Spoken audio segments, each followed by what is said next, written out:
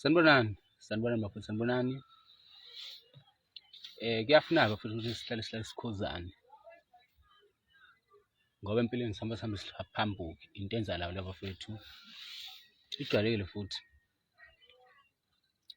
Namhlanje bafowethu ngizokhuza le ndaba yemibuzo.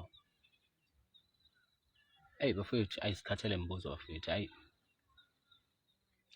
abanye abantu bayabuzana bafowethu, abanye abantu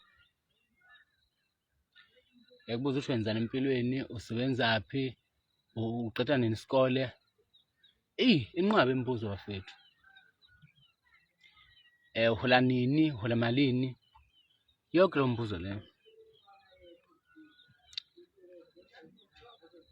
Manje uxakeke bafowethu ukuthi-ke umuntu uma ezokubuza le mibuzo azi kahle na ukuthi le mibuzo ngeke ihlale kahle kuyena, usuke esho ukuthini. Ngoba kunemibuzo nje bafowethu engenasidingo ngempela. Ngake ngayikhuluma futhi le nto lena. Ngathi mina kunemibuzo engabuzwa umuntu nje umbuzo lo mbuzo lo. Kusho ukuthi uzombuza ukuthi umuntu uhola malini. Ngake ngayikhuluma leyo nto leyo ukuthi awumbuze umuntu lo mbuzo loyo ngoba iholo lomuntu liyimfihlo yakhe.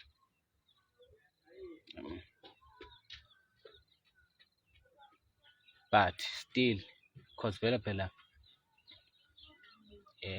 abantu bafethu ngisho ngabakhuza kanjani, into bohlezi bayenza nje. Abanye benza into ngisho bazi ukuthi wrong, kodwa baqhubeka bayenze. Bafethu, ukubuza imibuzo nje bafethu akumnandi. Nakho nje ukuthi kufanele ngihleze ngichaza njalo ngempilo yami, njalo kufanele ngichaze ngempilo yami every step by step. Leyo nto leyo nje bafethu ayijabulisi bafethu leyo nto leyo. Kufanele ngihleze ngichaza impilo yami njalo kumuntu, njalo kufanele ngihleze ngibuza impilo yami. No bafowethu, kwesinye isikhathi umuntu angaze umphendula kabuhlungu bese kuba ngazuthi umuntu oyitshelayo noma mhlawumbe umuntu ophakeme, kanti hhayi ngaleyo ndlela bafowethu.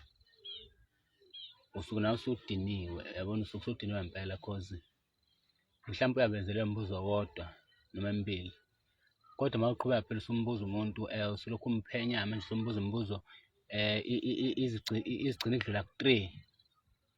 Uyabona leyo nto leyo bafethu ukuthi iyinkinga kanjani. Umuntu ufuna umcabangele bafethu, umuntu uyacatshangelwa. Umuntu akufanele umenze ezizwe engakhululekile. Akufuni ukuthi umuntu bafethu egcine engakhululekile ngenxa yakho. Uma umuntu nawe ba sensitive nawe, umuntu mcabangele. Cela nisimele nje indaba yemibuzo. Cela nisimele impela nje.